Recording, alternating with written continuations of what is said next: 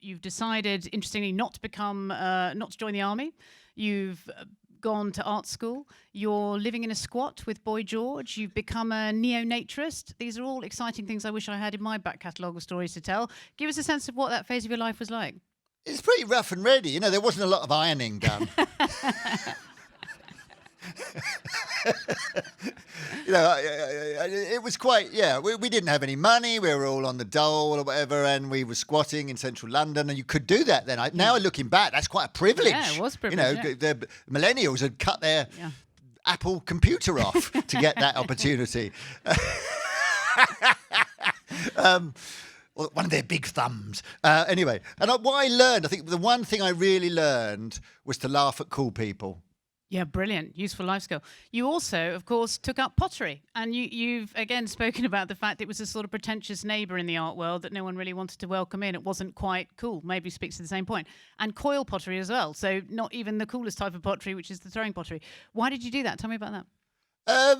Well, one of my friends at the time who I was squatting with was a trained potter, and she wanted to keep her hand in, so she went to evening classes, and she said, "Oh, come along." You know, they were very cheap, and I realised very early on that people, you know, if I made something, it had a saleable quality, and it's something I've never been embarrassed about in the art world, was making things that were covetable, you know, and that people would want in their homes, and so that fitted in with that, and also it kind of.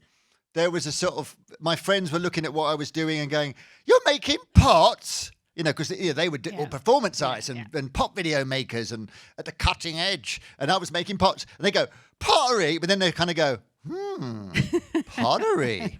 And I thought that at that point, I kind of understood that it had a bit of edge about it because it was so naff. If you think about it being cool and naff at the same time, was it partly that it's a sort of artisan skill? It feels less part of that sort of very high art, pretentious world. Did it feel a more natural fit for you with your background?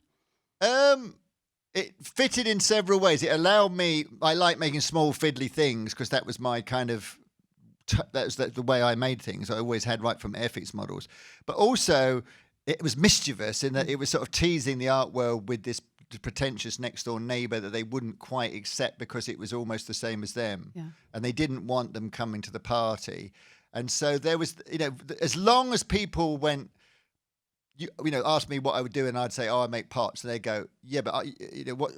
What do you really do? Are you a potter then?" And I go, "No, I'm an artist."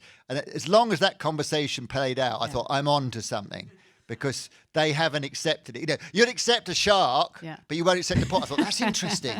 By this point in your life, you weren't in a squat. You were still making the pots, but you've talked about getting 30 quid for your first pot and what that was like, and it was a replacement for the doll. But this was still quite tough, wasn't it? At this stage, you weren't making a living by being an artist, and you were doing all sorts of different jobs. Yeah, I worked in a hairdresser's making the sandwiches. I did a lot of life modelling for art schools and sort of general sort of scrappy jobs. Yeah, but then, you know, luckily I met someone who was quite well off and we got off. Do you mean your beautiful wife? Yes. He means you. Oh, sorry. She supported me through my difficult 30s. And did you? Because a lot of artists talk about having a vocation, don't they? That even when it's tough, they don't have any choice but to be an artist. Did you ever feel like that, or were you ever close to giving up? I had Plan B, which was to go B? into advertising because I thought I'd be good at that. I thought I had the stinging one-liner plus the visual sense. I thought, and I'd probably be richer. Now. No, you wouldn't have been. Not now. I don't think you would have been. But did that feel like sort of a difficult time? Did you ever think, I can't keep going doing this? Yeah, I mean, cool gear. Yeah, I because of my kind of baggage, I suppose, that I brought with me, I had a really difficult relationship with some of my art dealers because I think I projected a lot of parental shit onto them. And so therefore, in the 90s particularly, I went through 2 or 3 art dealers where I had, not always sometimes it was their fault and sometimes it was my fault.